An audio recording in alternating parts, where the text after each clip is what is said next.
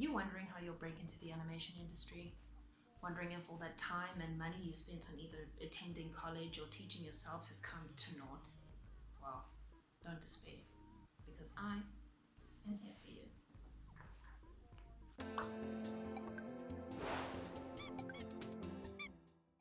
Sure, some lucky people do just fall into a job and they're the lucky ones, but if that's not you, these are the 7 steps that you can take that will pretty much guarantee you'll get your foot in the door.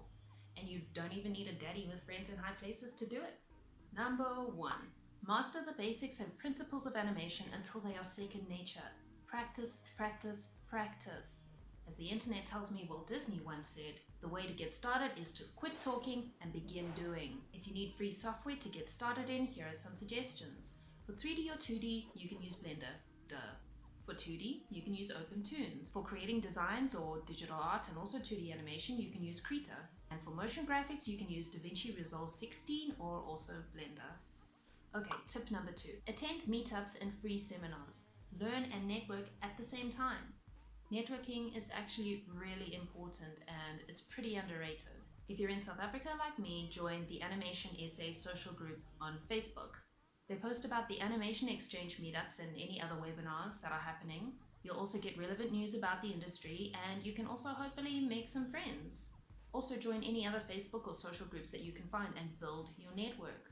Number 3, work on having a really bomb-ass showreel. My next video is going to be showreel tips, so make sure you hit that subscribe button and don't forget to turn on notifications so you don't miss out. Your showreel is literally the most important component in your search for a job.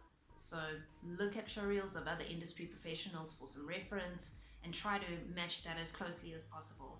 Okay. Number 4. Get some work experience, even if at first you have to do it for pretty low pay. But please, please, do not do this if it is a full-time position because you still need to eat, okay? If people want you to put your full-time into something, they need to pay you properly for it. But if you can get some little freelance snacks on the side while you work full-time doing something else, do it.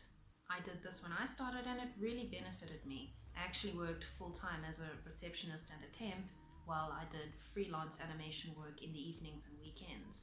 Look on freelancing sites like freelance.com, Elance, or even Fiverr. You're a noob, you're still growing your skills, so you need the practice. You can also just find other people on Facebook groups and stuff who want to collaborate on a project, just so you can get that practice of working with the team.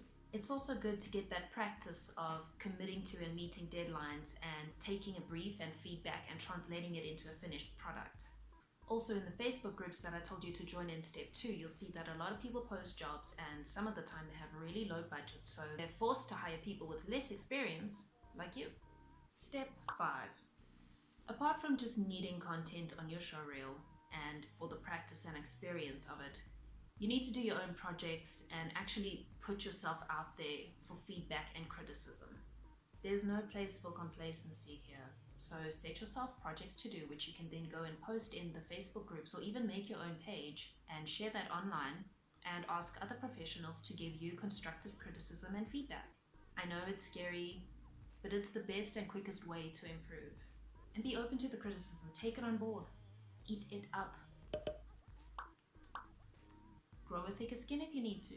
By posting your stuff online and putting yourself out there, you might even grab the attention of potential employers who could contact you. It happens to a lot of people, and other people in the industry will start getting to know you and your name as you build your online presence. Make some online profiles on professional sites, post on job boards, indicate that you are open for work, and always have your showreel on hand. This seems like a common sense step. When you do finally go for an interview and show a company your showreel, and if you don't get the job, follow up with an email, say thank you for their time, and ask them if they'd actually be open to giving you some criticism or feedback on why the interview didn't go well or what it is about your showreel that didn't grab them. You might get some really valuable feedback from that, and it'll also cement you in their minds as being somebody who is polite, open to criticism, and willing to improve themselves.